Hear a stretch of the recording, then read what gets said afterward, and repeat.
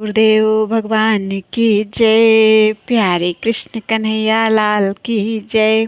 श्रीमद् देवी भागवत महापुराण तृतीय स्कंध चल रहा है और कल 9 अध्याय हो गए थे। आज 10वें अध्याय से अथ 10वां अध्याय।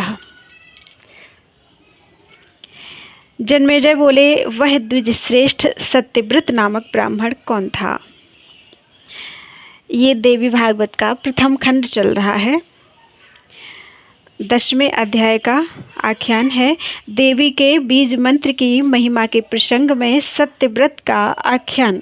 जन्मेजय बोले, वह द्विजश्रेष्ठ सत्यव्रत नामक ब्राह्मण कौन था? वह किस देश में पैदा हुआ था तथा कैसा था, यह मुझे बताइए।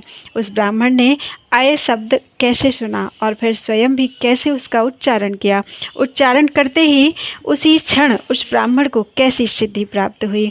सर्वत्र विराजमान रहने वाली तथा सब कुछ जानने वाली वे भवानी उस पर किस प्रकार प्रसन्न हो गई? अब आप यह मनोरम कथा विस्तार पूर्वक मुझसे कहिए। सूत जी बोले, राजा जन्मेजय के पूछने पर सत्यवती सुत व्यास जी सरस, पवित्र एवं परम उदार वचन कहने लगे। व्यास जी बोले, हे राजन सुनिए, मैं वह पवित्र पौराणिक कथा कह रहा हूँ। हे कुरुनंदन, पूर्व काल में मुनियों के समाज में मैंने यह कथा सुनी थी। हे कुरुश्रेष्ठ, एक बार तीर्थाटन करता हुआ मैं मुनियों द्वारा सेवित पवित्र क्षेत्र नैमिषारण्य में जा पहुंचा। वहां सभी मुनियों को प्रणाम करके मैं एक उत्तम आश्रम में ठहर गया, जहां ब्रह्मा के पुत्र महाव्रती एवं जीवन मुक्त मुनि निवास कर रहे थे। उस ब्राह्मण समाज में कथा का ही प्रसंग चल रहा था।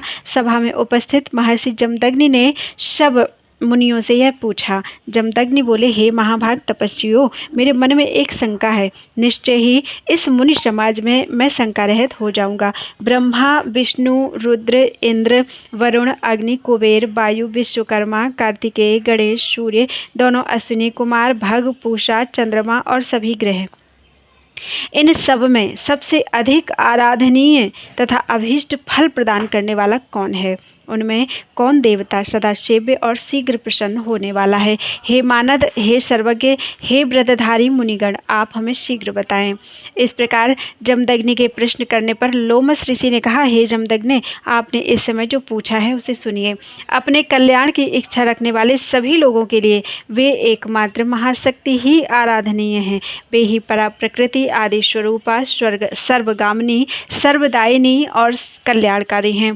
वे ही ब्रह्मा आदि श्रेष्ठ देवताओं की जननी हैं और वे ही संसार रूपी वृक्ष की मूल रूपिणी आदि प्रकृति हैं। वे भगवती केवल नाम का उच्चारण तथा स्मरण करते ही निश्चित रूप से अभीष्ट फल प्रदान करती हैं। जो लोग उनकी उपासना करते हैं उन्हें वरदान देने के लिए वे सर्वदा दयालु चित्त रहती हैं। हे मुनिगण, उनके नामाक्षर के उच्चारण मात्र से ही एक ब्राह्मण ने जिस प्रकार सिद्धि प्राप्त की थी, वह पवित्र वृत्तांत मैं आप लोगों से कहता हूँ, सुनिए। कौशल देश में देवदत्त नामक एक विद्वान ब्राह्मण रहता था। वह निसंतान था, इसलिए उसने पुत्र प्राप्ति के लिए विधि पूर्वक यज्ञ किया।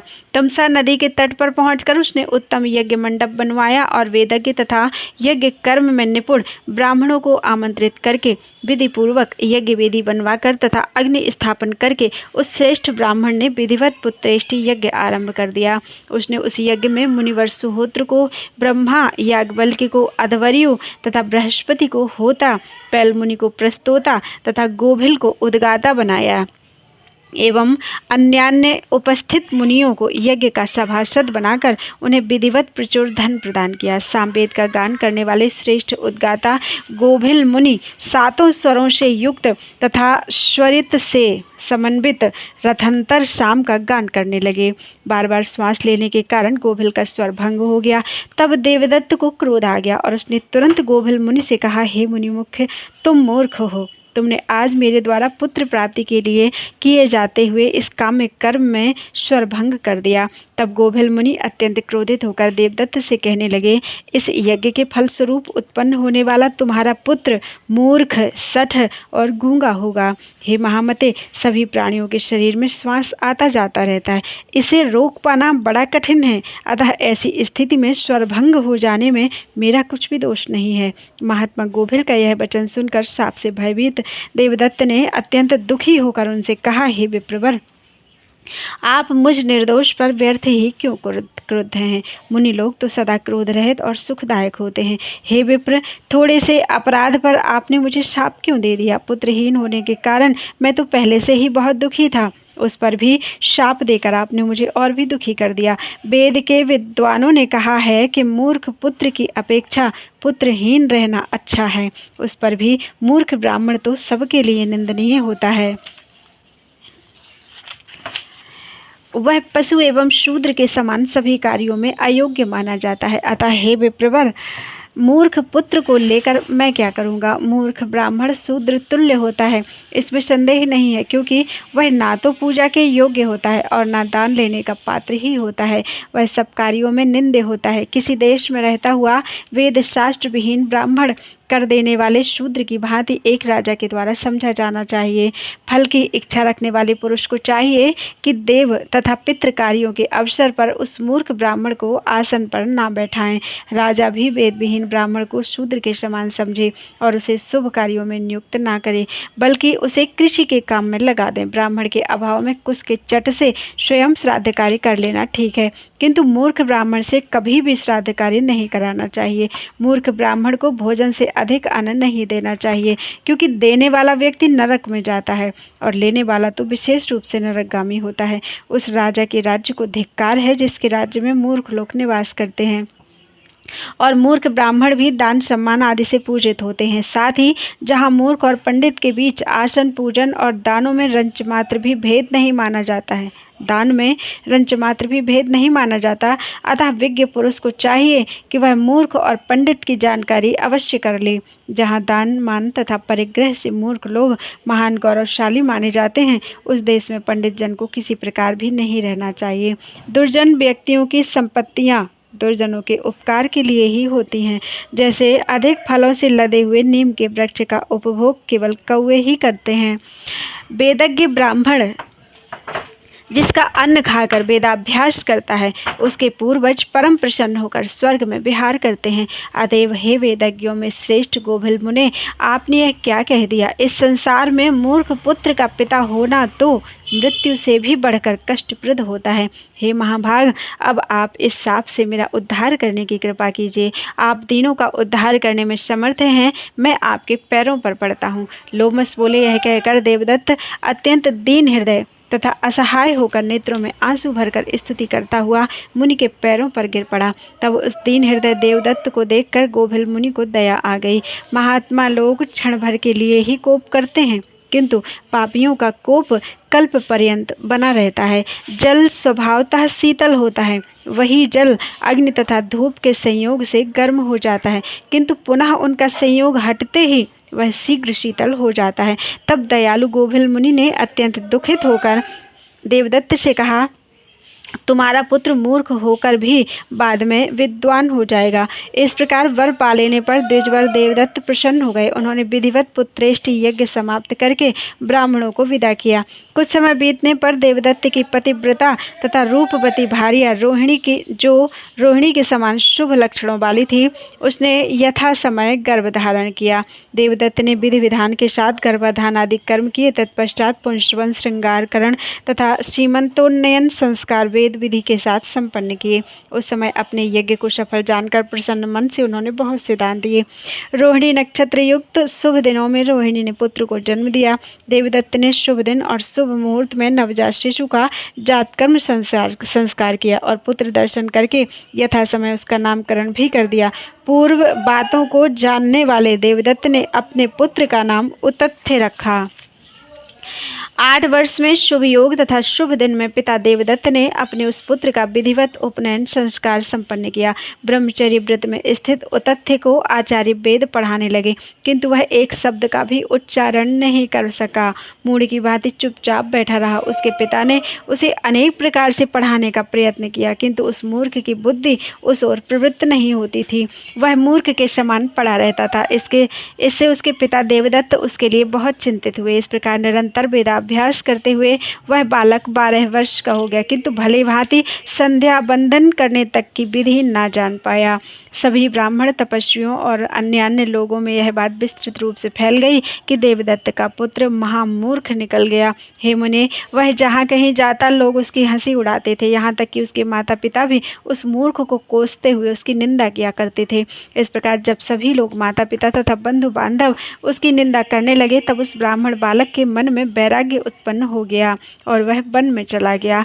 अंधा या पंगु पुत्र ठीक है, किंतु मूर्ख पुत्र ठीक नहीं है। माता पिता के ऐसा कहने पर वह वन में चला गया। गंगा के किनारे एक उत्तम स्थान पर सुंदर पर्णकुटी बनाकर वह वनवासी का जीवन व्यतीत करते हुए एकनिष्ठ होकर वहीं रहने लगा। मैं असत्य नहीं बोलूँगा, ऐसी दृढ़ प्रतिज्ञा करके ब्रह्मचर्य व्रत का पालन करते हुए वह उसी सुंदर आश्रम में रहने लगा।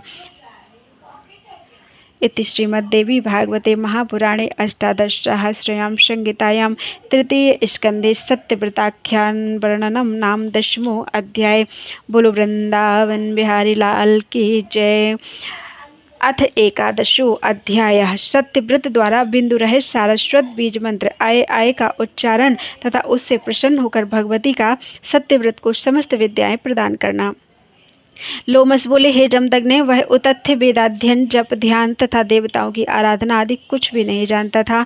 वह ब्राह्मण आसन, प्राणायाम तथा प्रत्याहार भी नहीं जानता था। वह भूत शुद्धि तथा कारण के विषय में भी कुछ नहीं जानता था। वह कीलक मंत्र, जप, गायत्री नहीं जानता था। उसे सम्यक रूप से शौच, स्नान विधि तथा आचमन तक का ज्ञान नहीं था। वह ब्राह्मण प्राणाग्निहोत्र, वैश्वदेव, अतिथि सत्कार, संध्या बंदन, समिधा तथा होम आदि के विषय में भी नहीं जानता था। प्रातःकाल उठकर वह किसी तरह सामान्य रूप से दंत धावन कर लेता था। तत्पश्चात शूद्र की भांति बिना मंत्र बोले ही गंगा में स्नान कर लिया करता था।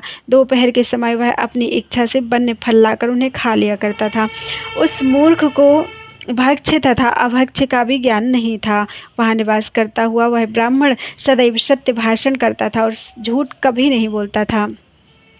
उसकी इस सत्यनिष्ठा से प्रभावित होकर लोगों ने इस ब्राह्मण का नाम सत्य तपा रख दिया। वह ना तो कभी किसी का अहित करता था और ना अविहित कार्य ही करता था। वह यही सोचता हुआ निडर होकर उस कुटी में सोता था कि मेरी मृत्यु कब होगी। मैं इस वन में दुखपूर्वक जी रहा हूँ। मुझ मूर्ख के जीवन को धिक्कार है, अतः अब मेरा शीघ्र मर जाना ही उत्तम है। दैव ने ही मुझे मूर्ख बनाया है, इसके अतिरिक्त कोई अन्य कारण मुझे नहीं जान पड़ता। उत्तम कुल में जन्म ग्रहण करके भी मैंने अपना जीवन व्यर्थ गंवा दिया। जैसे रूप संपन्न बंध्या स्त्री, फल रहित वृक्ष तथा दूध न देने वाली गाय, ये सब निरर्थक होते हैं, उसी प्रकार मैं भी निष्फल कर दिया गया हूँ। मैं दैव को दोष क्यों दूं? निश्चित रूप से मेरा कर्म ही ऐसा था। मैंने पुस्तक लिखकर उसे किसी महात्मा ब्राह्मण को दान नहीं दिया। मैंने पूर्व जन्म में उत्तम विद्या का भी दान नहीं किया, इसीलिए प्रारब्धवश इस जन्म में मूर्ख और अधम ब्राह्मण हुआ हूँ। मैंने किसी तीर्थ में तप नहीं किया और ना साधुओं की सेवा ही की। धन दान से मैंने ब्राह्मणों की पूजा भी नहीं की, इसी कारण मैं ऐसा दुर्बुद्धि हुआ। मेरे साथ के बहुत से मुनि कुमार वेदशास्त्र में पारंगत हो गए, किंतु मैं न जाने किस दुर्विपाक से महामूर्ख रह गया। मैं तप करना भी नहीं जानता, तब कौन सी साधना करूं? अब तो मेरा यह सब सोचना भी व्यर्थ है, क्योंकि मेरा भाग्य ही अच्छा नहीं है। मैं भाग्य को ही सर्वोपरि मानता हूँ। निरर्थक पुरुषार्थ को धिक्कार है, क्योंकि परिश्रम से किया गया कार्य भी प्रारब्धवश सर्वथा विफल हो जाता है। ब्रह्मा, विष्णु, शिव तथा इंद्र आदि सभी देवता भी काल के वश में रहते हैं, इसलिए काल सर्वथा अजेय है। दिन रात इस प्रकार के अनेक तर्क वितर्क करता हुआ वह द्विज गंगा के तट पर स्थित उस पावन आश्रम में रहता था। अब वह ब्राह्मण सर्वथा विरक्त हो गया और उस निर्जन वन में स्थित आश्रम में रहता हुआ शांत चित्त होकर समय बिताने लगा। इस प्रकार निर्मल जल वाले उस वन में रहते हुए उस ब्राह्मण के 14 वर्ष व्यतीत हो गए, पर उसने ना कोई जप किया, ना आराधना की और ना कोई मंत्र ही वह जान सका। केवल उसने वन में रहकर कालक्षेप ही किया। वहाँ के लोग केवल उसके इस प्रसिद्ध व्रत को जानते थे कि यह मुनि सदा सत्य बोलता है, अतः सब लोगों में उसका यह सुयश फैल गया कि यह सदा सत्यव्रती है और मिथ्याभाषी नहीं है। एक दिन आखेट करता हुआ एक महान मूर्ख निषाद हाथों में धनुष बाण लिए हुए उसी गहन वन में आ पहुंचा। यमराज के समान शरीर तथा भीषण आकृति वाला वह निषाद आखेट करते समय वध कार्य में बड़ा ही कुशल जान पड़ता था। उस धनुर्धारी किरात ने एक सूअर को लक्ष्य करके बड़े जोर से खींचकर बाण चढ़ाया। तब बाण से विधा हुआ वह सूअर भयभीत होकर भागता हुआ उस मुनि के समीप जा पहुंचा। जब वह सूअर आश्रम परिधि में पहुंचा तो भय से कांप रहा था और उसका शरीर रक्त से लथपथ था। उस बेचारे को इस दशा में देखकर उस समय सत्यव्रत मुनि अत्यंत दयार्द चित्त हो गए। रक्त से सराबोर शरीर वाले उस आहत सूअर को अपने आगे से जाते देखकर दया के अतिरेक से कांपते हुए मुनि ने बिंदु रहित सारस्वत बीज मंत्र आय आय का उच्चारण किया। उन्हें इसके पूर्व ना तो इस मंत्र का ज्ञान था और न उन्होंने कभी इसे सुना ही था। दैवयोग से ही उनके मुख से यह मंत्र निकल पड़ा। अब भी उन विमूढ़ को नहीं मालूम था कि यह सारस्वत बीज मंत्र है। वे महात्मा सत्यव्रत मुनि तो उस घायल सुअर के शोक में डूबे हुए थे। इसी बीच बाण की पीड़ा के कारण अत्यंत संतप्त चित्त तथा कांपते हुए शरीर वाला वह सुअर कोई दूसरा मार्ग ना पाकर सत्यव्रत के आश्रम मंडल में प्रविष्ट होकर कहीं झाड़ी में छिप गया। थोड़ी देर बाद कान तक खींचे धनुष को धारण किए हुए दूसरे काल के समान विकराल देह वाला वह निषाद राज भी उस सुअर को खोजता हुआ मुनि के निकट आ पहुंचा। वहां कुशासन पर बैठे हुए अद्वितीय सत्यव्रत मुनि को देखकर वह व्याध प्रणाम करके उनके सामने खड़ा हो गया और पूछने लगा, हे द्विजराज, वह सुअर कहाँ गया? मैं आपके सत्य भाषण के प्रसिद्ध व्रत को जानता हूँ, इसलिए पूछता हूँ कि मेरे बाण से घायल हुआ वह सुअर किधर गया? मेरा सारा परिवार भूख से पीड़ित है। मैं उनकी क्षुधा शांति की इच्छा से यहाँ आया हूँ। हे विप्रेंद्र, विधाता ने मेरी यही जीविका निर्धारित की है। इसके अतिरिक्त मेरा दूसरा कोई साधन नहीं है, यह मैं सत्य कहता हूँ। अच्छे बुरे किसी भी उपाय से अपने परिवार का पालन पोषण तो निश्चित रूप से करना ही चाहिए। आप सत्यव्रत हैं, अतः मुझे अब सच सच बता दीजिए। मेरा सारा कुटुंब भूख से व्याकुल है, अतः हे विप्र, मैं आपसे पुनः पूछ रहा हूँ कि मेरे बाण से घायल वह सुअर किधर गया है? आप मुझे शीघ्र बता दें। उस व्याध के इस प्रकार बार बार पूछने पर महात्मा सत्यव्रत मुनि बड़े असमंजस में पड़ गए और मन में सोचने लगे कि अब मैं क्या करूं जिससे मेरा सत्यव्रत नष्ट ना हो और मुझे यह भी ना कहना पड़े कि मैंने उसे नहीं देखा है। तुम्हारे बाण से घायल वह सुअर भाग गया, यह मिथ्या मैं कैसे कह दूं?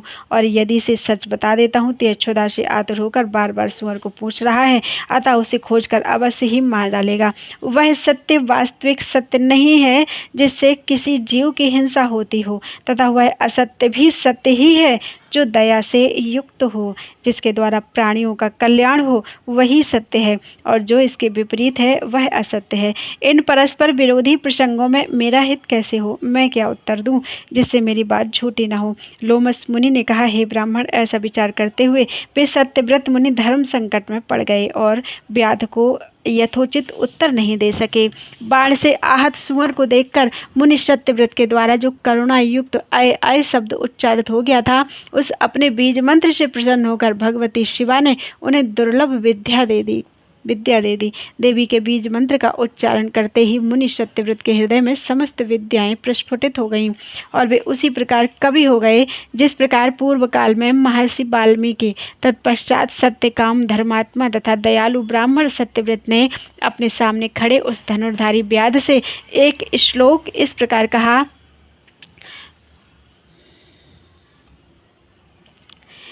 तमुवाच द्विजो व्याधं सम्मुखस्थं धनुर्धरं सत्यकामस्तु धर्मात्मा श्लोकमेकं दयापरः या पश्यति न सा ब्रूते या ब्रूते सा न पश्यति अहो व्याध स्वकार्यार्थिन् किम पृच्छसि पुनः पुनः।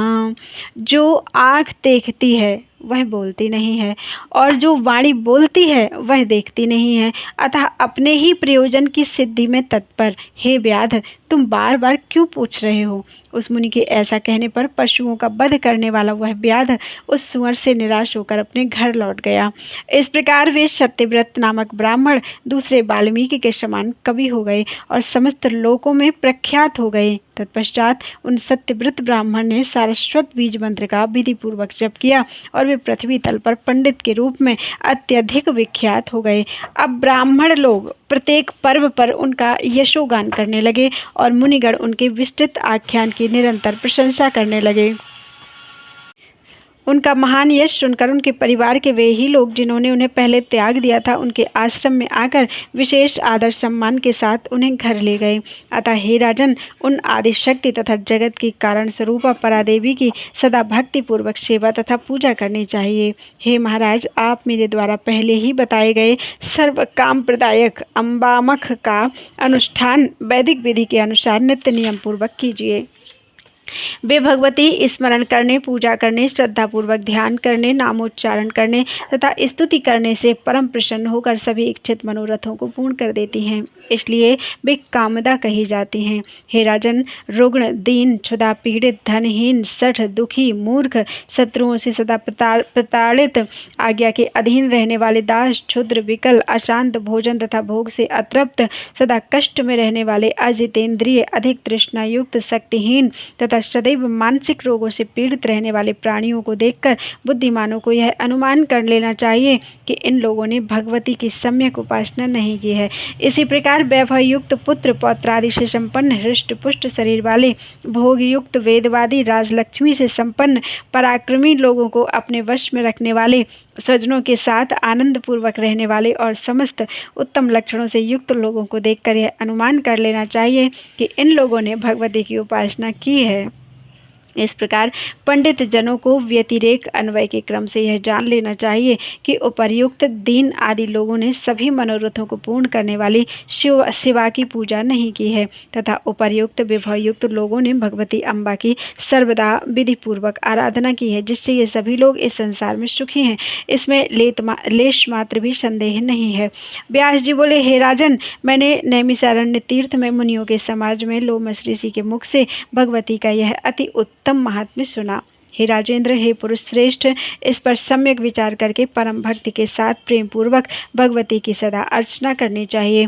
इति श्रीमद्देवी भागवते महापुराणे अष्टादशसहस्रयां संहितायां तृतीय स्कंधे सत्यव्रत आख्यान वर्णनम नाम एकादशो अध्याय।